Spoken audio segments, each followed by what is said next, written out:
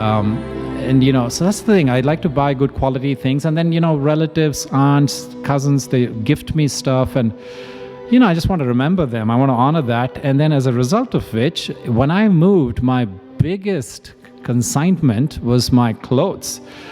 And the unfortunate thing is that I don't use them as much. When you have so many clothes and you live a simple life, most of them are there just to fill up your closet. And then I should talk about closet. I filled up my closet and I have more clothes, and I need to go to IKEA and get these hanging closets so that I can actually put things. That way not all of my shelf space is taken up by the different clothes. So, and it's funny because IKEA, because of the pandemic, America is apparently restricted. I didn't know all this till I actually went into IKEA and I saw entire shelves, walls of IKEA empty. And I was like, what's going on here? And they were explaining how there are ships lined up a few miles from here, apparently waiting for permission to dock because this COVID restrictions and so on.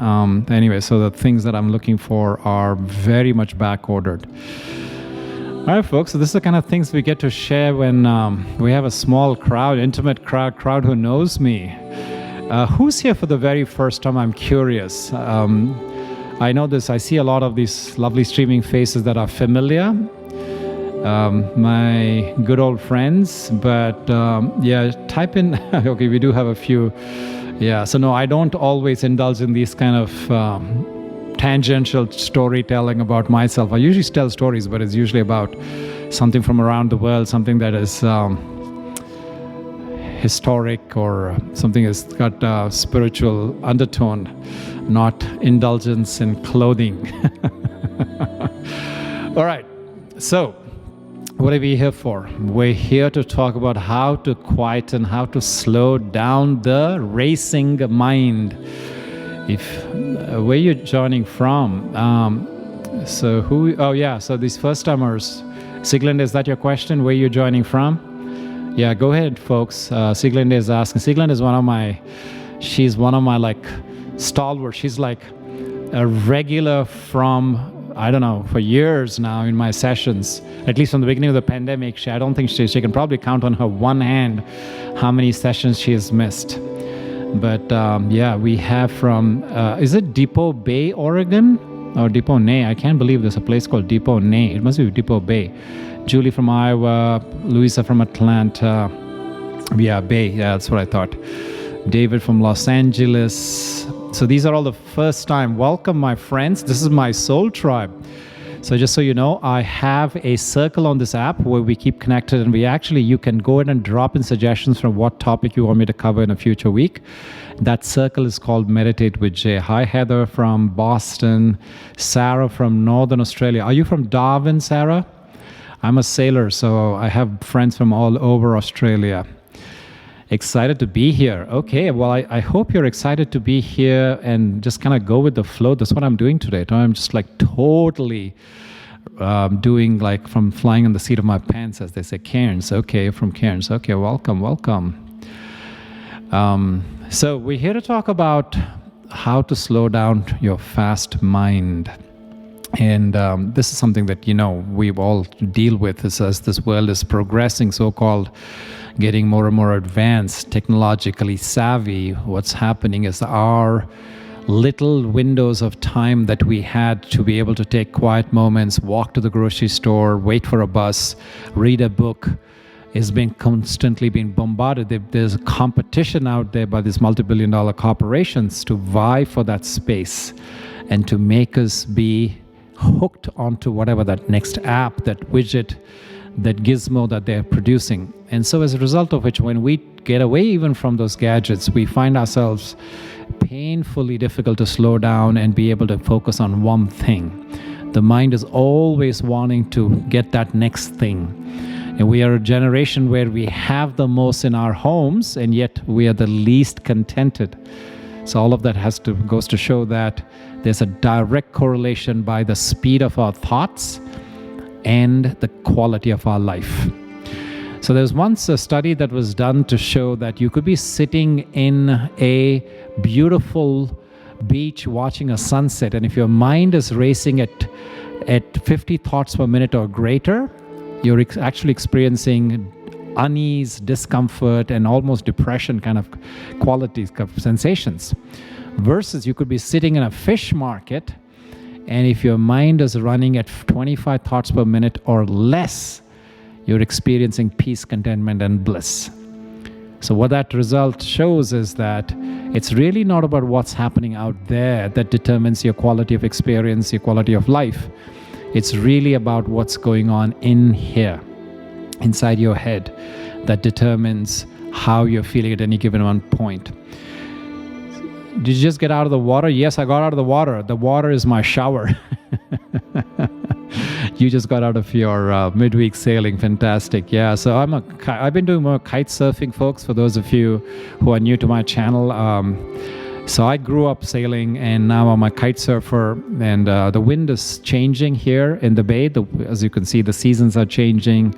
We're going into fall, and as the wind begins to cool down, is because the temperatures begin to drop, and so we don't have that much of a pull between the Pacific Ocean, which is pretty cold, and the East Bay, which is the inner, bay of Central California, Northern California, which tends to create that excessive heat, which causes that difference, and then it sucks in the air. So anyway, so your eyes are red because, it always happens when I get out of the shower. My eyes are red. The shampoo or something gets into my eyes, and then Liz, I don't kite at Chrissy Field. So Chrissy Field is like one of the benchmarks of kite surfing the bay. So I've only been doing it for a year and a half, and I kite at a place called Foster City, the 3rd Avenue Bridge, if you know that, the 92 bridge that cuts across from Foster City to Hayward. So that's where you find it. Or I'm up in Sherman Island, which is a place near Antioch in the East Bay in Sacramento County. So these are two places that I am out kiting. Okay, so what shall we do today? So what we're going to do today is we're going to do some breath work, calm ourselves, bring us into the present, into the here and now, and then I'm going to do a meditation, then we'll open it up some Q&A.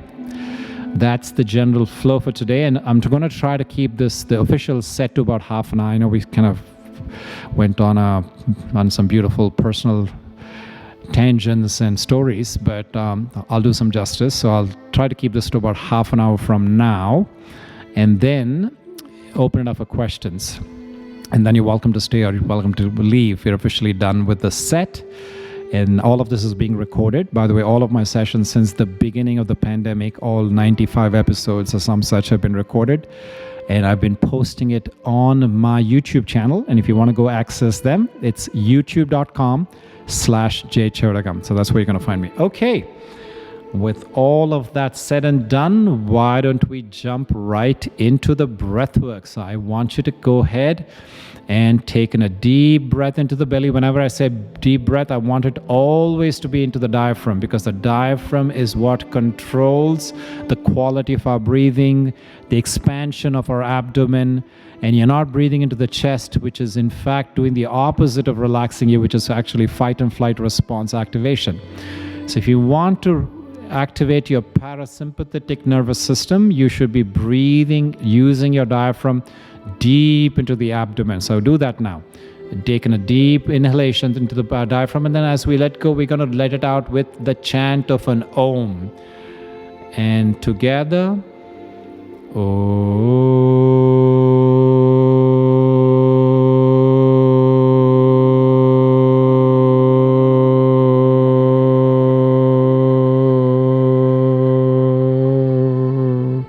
and 2 more rounds.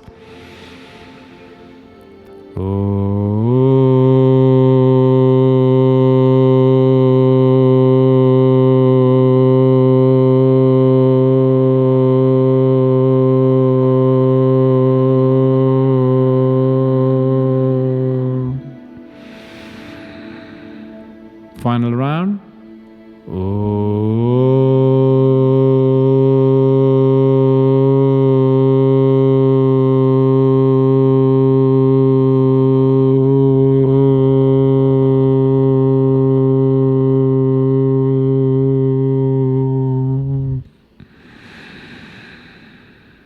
And let yourself sink into this experience of just what an Om chant can do to completely shift your experience.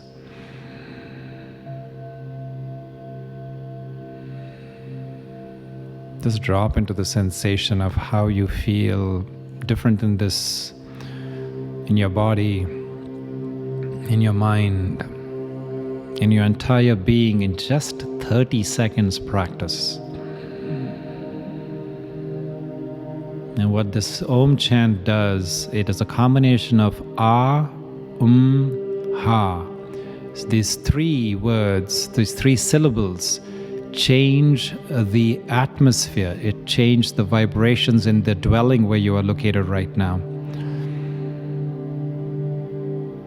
So notice, drop into that experience of feeling how this energy around you has shifted. And if there's one way to describe meditation, it is dropping into the experience and connecting with what is real.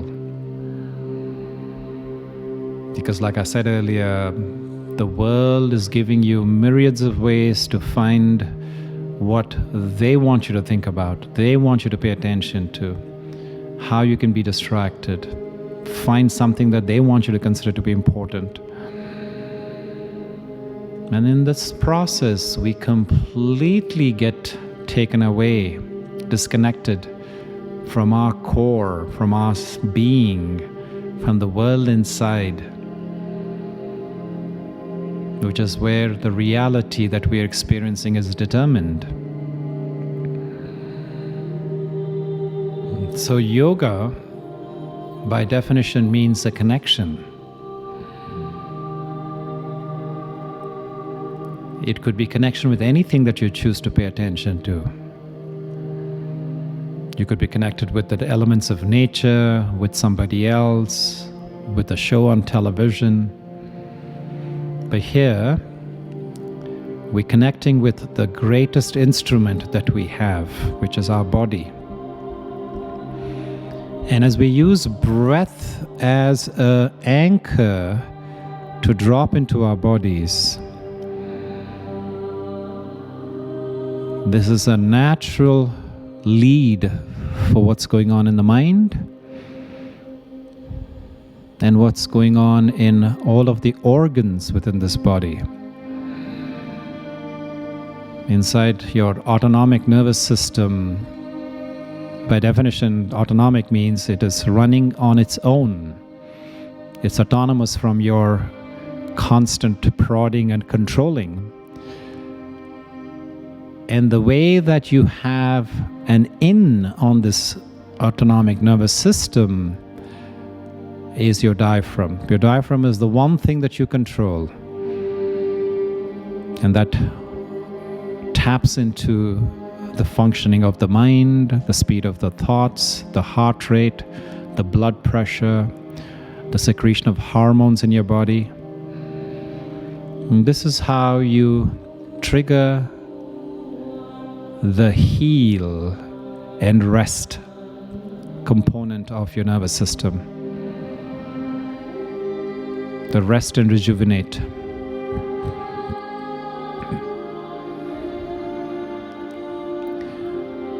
And I want you just to move on to the next exercise. And in this exercise, you take in 2 inhalations, 2 exhalations, followed by a pause. Looks like this. Just watch me first. And take a pause. Take a pause. So let's do 7 rounds of that. Together. Start. Hold till I tell you.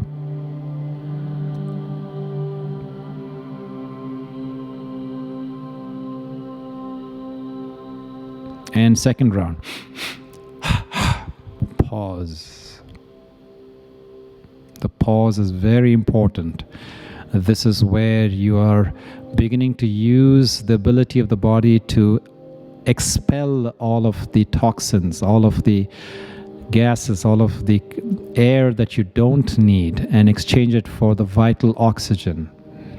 Let's take in a breath again. Exhale, and let's go into the third round of this 2 breaths in, 2 breaths out. Pause. Pause. Hold your breath. Holding your breathing regulates the body, regulates the exchange, regulates the intake. And now 4th round together. And pause. Pause. Pause. Holding your breath. Now let's go into the 5th round. Stop.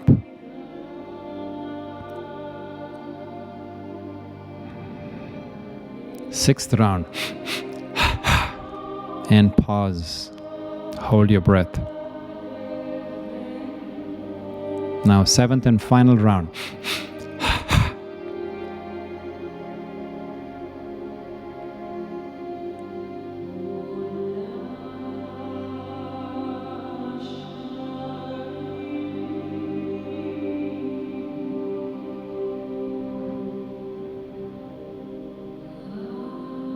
Hold your breath. Hold your breath as long as I tell you to hold it. Or if you find uncomfortable, just go ahead and release, breathe in. But if you can, extend your breath, the capacity to hold it. And inhale, coming back to the regular cycle. Through the nostrils, 5 in. Deep into the belly, and then 5 out through the nostrils again.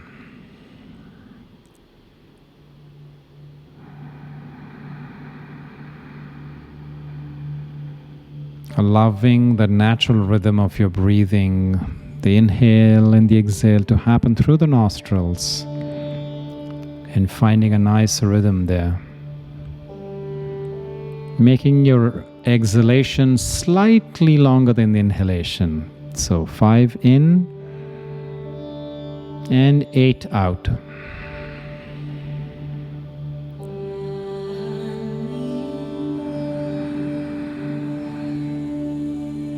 Put your hands on your belly, just below the rib cage. And make sure that as you're inhaling and exhaling, your rib cage is opening horizontally and not vertically. It's not like your shoulders are rising up and down. But if you're breathing right, you should be experiencing your belly expand, that rib cage open, and that V just below your sternum should be opening up, and as you're exhaling, it contracts again.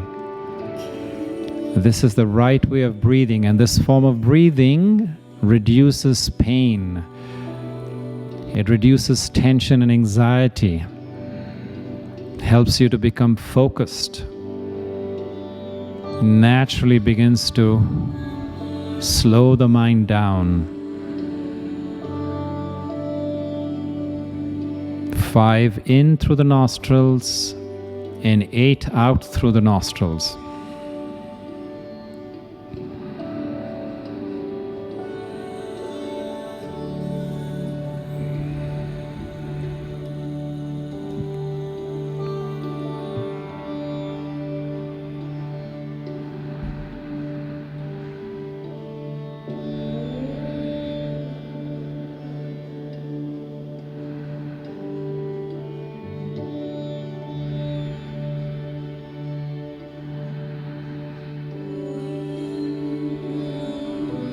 And now continue that breathing, keeping your eyes closed, as I shift gears into our practice of the heart.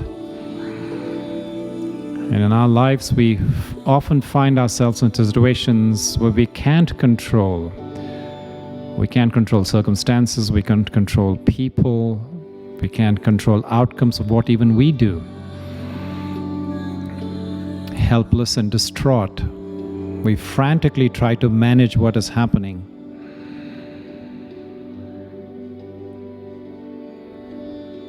We make a mistake at work and we scramble to cover it up or go out of our way to make up for it. Someone says something hurtful to us and we strike back quickly or retreat. And we head into an emotionally charged confrontation, nervously rehearsing and strategizing. The more we fear failure, the more frantically our bodies and minds will work.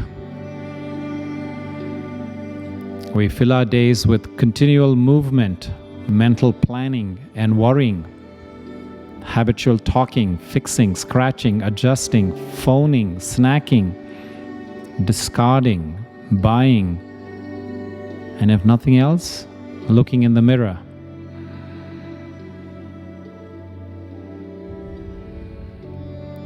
Now think about this for a second. What would it be like if right in the midst of this busyness, we were to consciously take our hands off the controls? What if we were to intentionally stop our mental computations and our rushing around and for a minute or two simply pause and notice our inner experience?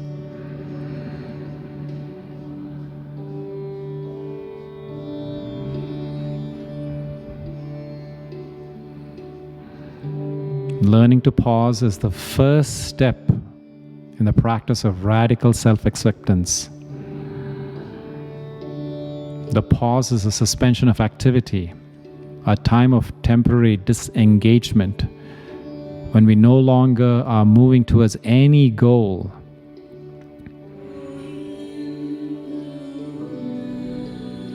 The pause can occur in the midst of almost any activity and can last for an instant or for hours or for seasons of our life.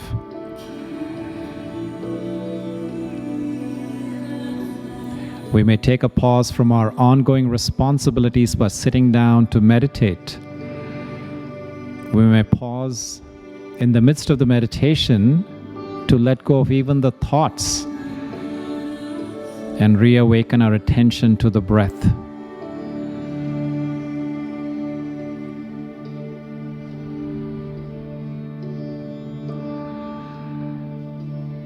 We may pause by stepping out of daily life to go on retreat or to spend time in nature or take a sabbatical. We may pause in a conversation, letting go of what we're about to say, in order to genuinely listen and be with the other person. We may pause when we feel suddenly moved or delighted or saddened, allowing the feelings to play through our heart.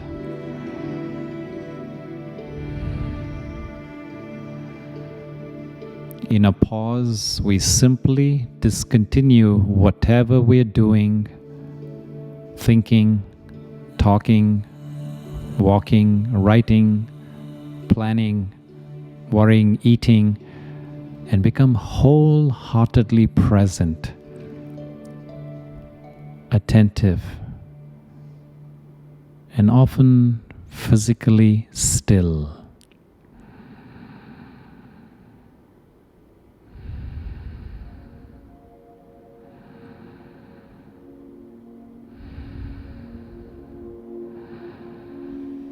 A pause is by nature time limited. We resume our activities, but we do so with increased presence and more ability to make choices.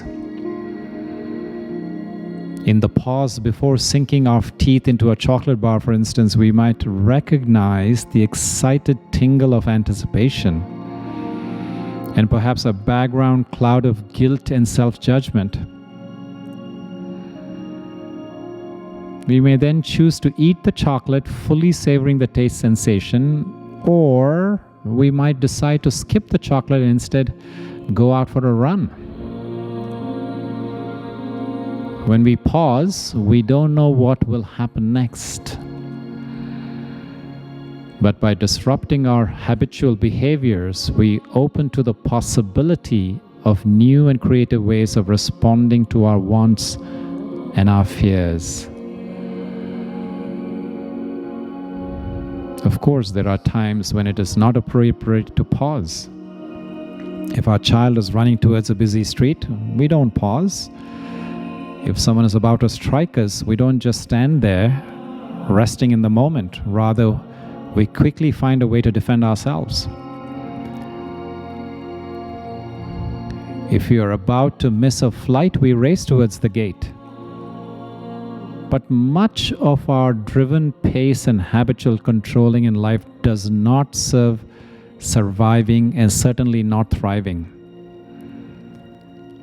It arises from a free-floating anxiety about something being wrong or not enough.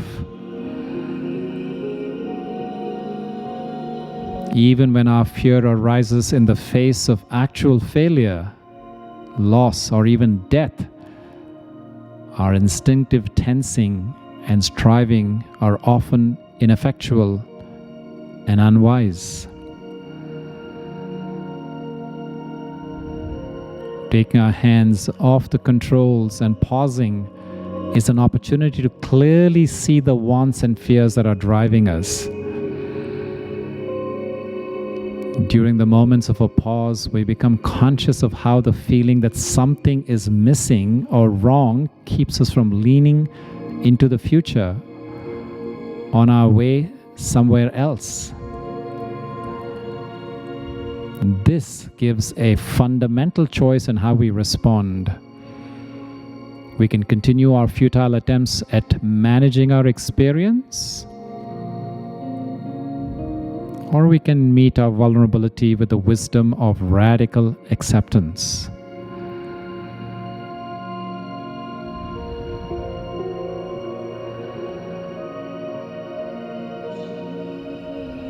Often, the moment when we most need to pause is exactly when it feels most intolerable to do so.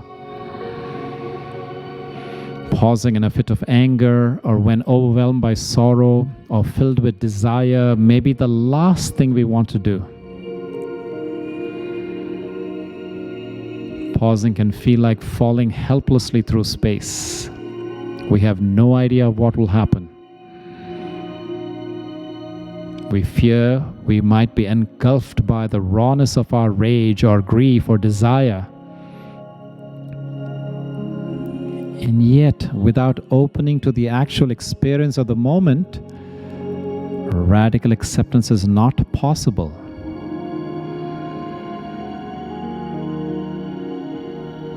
And through the sacred art of pausing, we develop the capacity to stop hiding, to stop running away from our experience. And we begin to trust in our natural intelligence, in our naturally wise heart, in our capacity to open to whatever arises.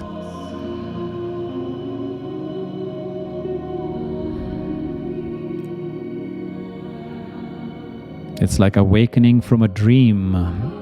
In the moment of pausing, our trance recedes and radical acceptance becomes possible.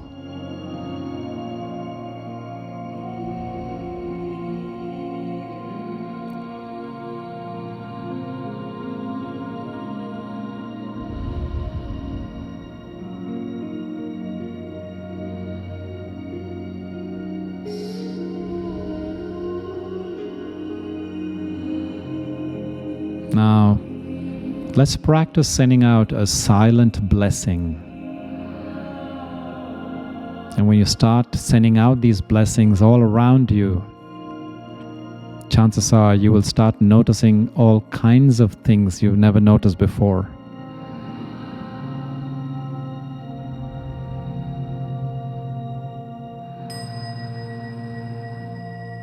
Think of someone, some people, or a place that could use a blessing right now. and pronounce a silent blessing.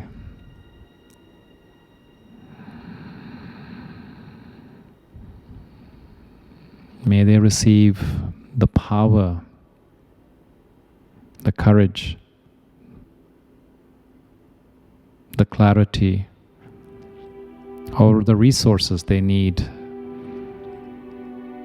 to surmount the challenge that is before them right now.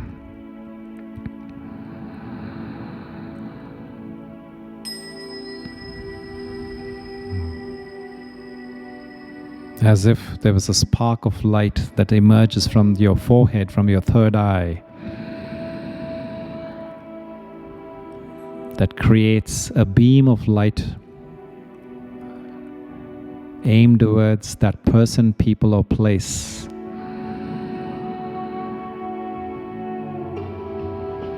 Let this blessing go out as a beam of light that will help change the atmosphere.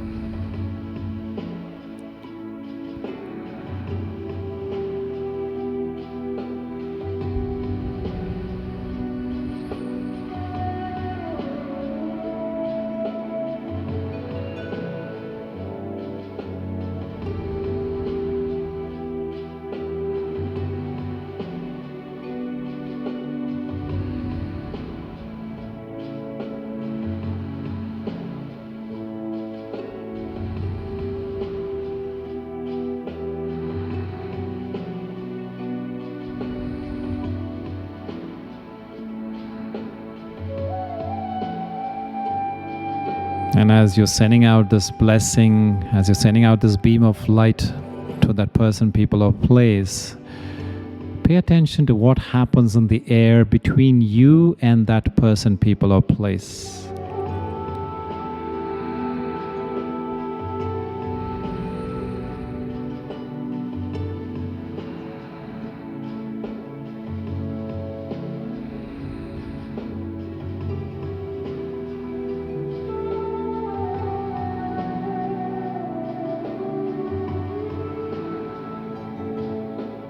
And that we are able to send a blessing to one another is an evidence that we have been blessed. And we are the ones who receive the most, whether you remember it or not.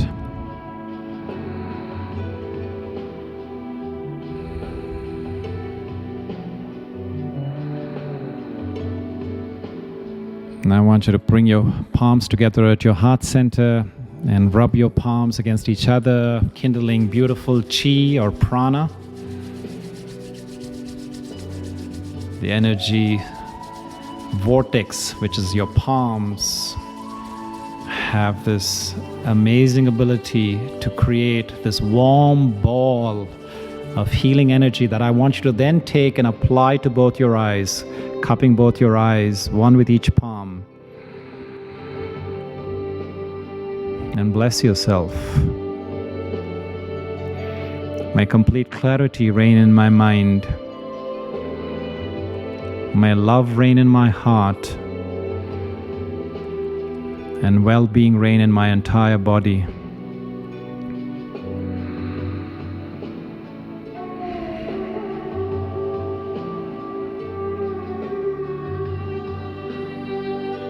And bring our hands back to the heart center in prayer position.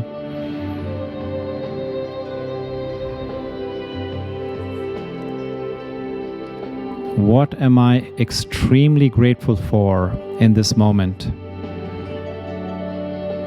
What is one thing that I can be very grateful for right now in my life?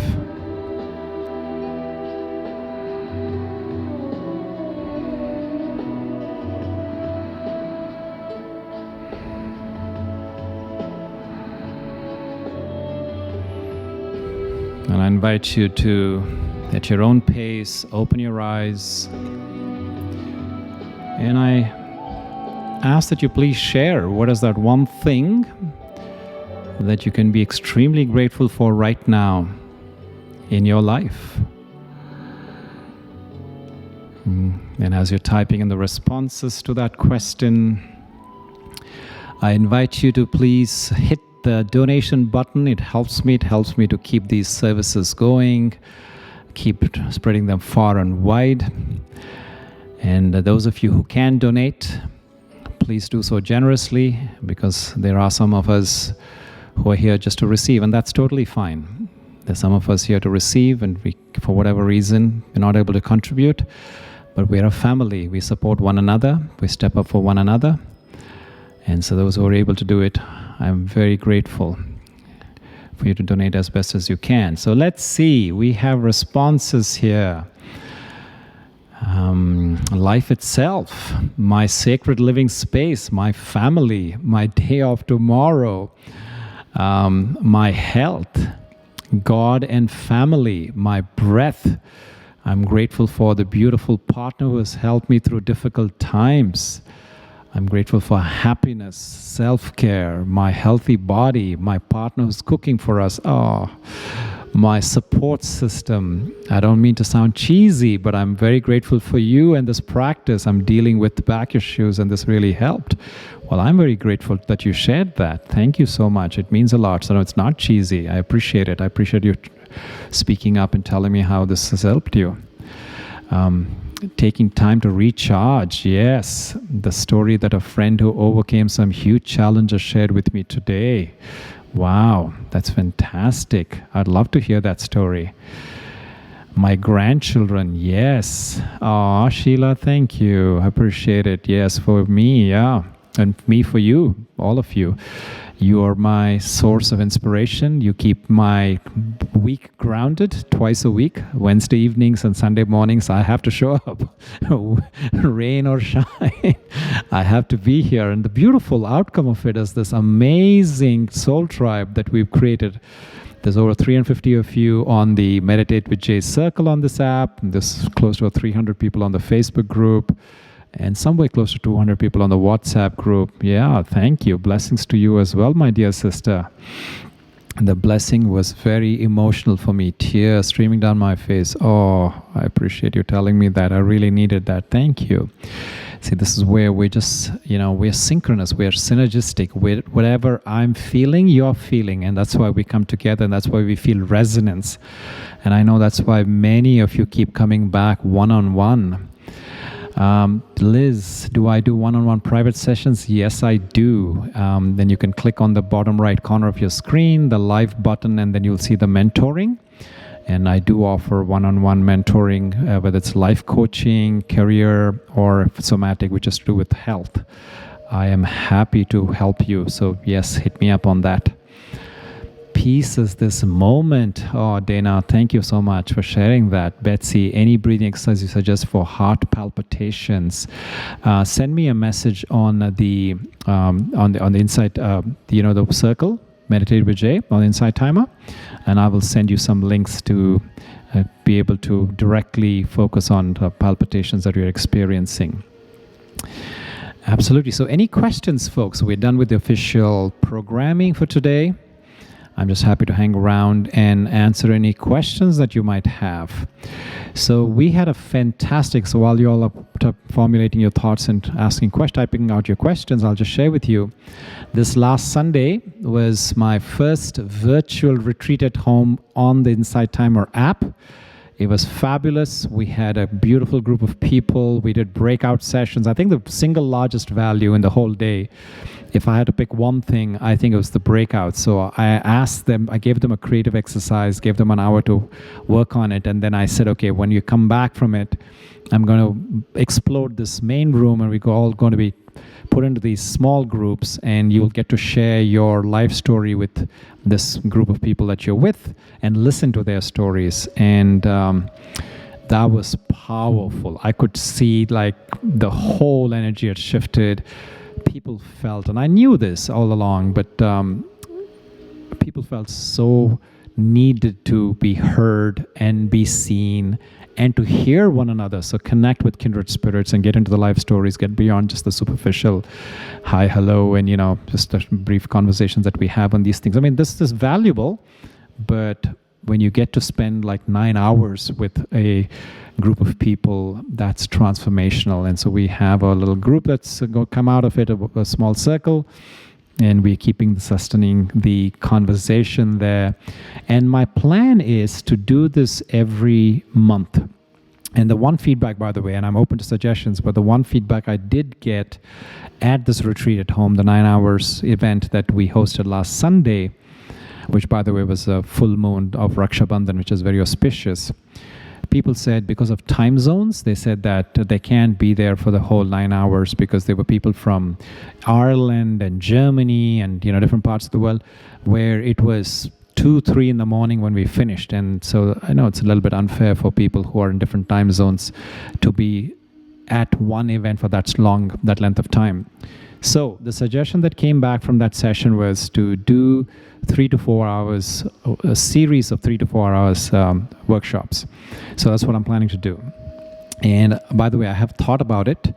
I'm thinking of doing a series on living your life's purpose, of finding your purpose in life and living with it.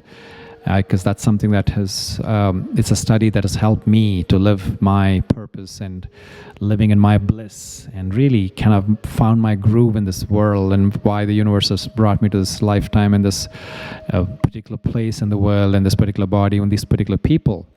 And I'd love to be on that, share that journey with you and, take you on your journey to connect with your deepest, what brings you meaning and what brings you fulfillment. All right, so while I was talking, if you could please repeat your suggestion for heart palpitation question. It froze. So what I asked Betsy is that if you could please go ahead and drop in a comment in our circle, which is Meditate with Jay, then I will follow up with that because I would like to send you a link to some breathwork exercises. So that's what I was asking you to do. I hope you're all members of or participants of this Meditate with Jay circle. That's a good place for us to continue this conversation, for you to make suggestions, and for us to have the dialogue. It's a pretty lively group there. So let's see. It does not have to be a real cough. It electrically interrupts it. Betsy, did you see that? Okay. Coughing immediately stops palpitations. Thank you, Beth. Thank you, Jenny, for sharing that. Okay. I would love a series on living your life's purpose. Okay, Jamie. Jamie, is this the same Jamie that was in my retreat? I suffer from them and it could be very helpful. Thank you, Jenny, for sharing your first-hand experience. Yes, please do the purpose session. Okay, good. All right, folks. Seems like we've all received what we needed to receive. And seems like the conversations are beginning to slow down, so let's wrap this baby up so I can go have my dinner and you can go do whatever you need to do. So silent retreat was life-changing for me. Oh, thank you, Siglinde. I appreciate it. Enjoyed very much. Thank you, Sheila. Thank you for sharing how you're feeling. Yes, indeed. So let's keep the conversation going. I will let you all know through the circles what my future offerings are. Some of the things I just shared with you are very, very initial brainstorming. And this is what I'm feeling. This is what I'm happy to see that you guys are all very resonant with what I'm feeling. Clearly, that's probably what's needed to come out. And I'm going to turn that into a course. So first I'll do a workshop series. And I want to record a course because I realize no matter what time I set it up, there's many, many people who cannot participate live. So it'll be nice to have a course on Insight Timer where people can do it at their own pace. So that's the plan, folks. I hope you all will stay strong, be happy, go shine your light. And until I see you all, same time, same place, either Wednesday night or the Sunday morning, 9 a.m., Joy with Jay, I wish you be well.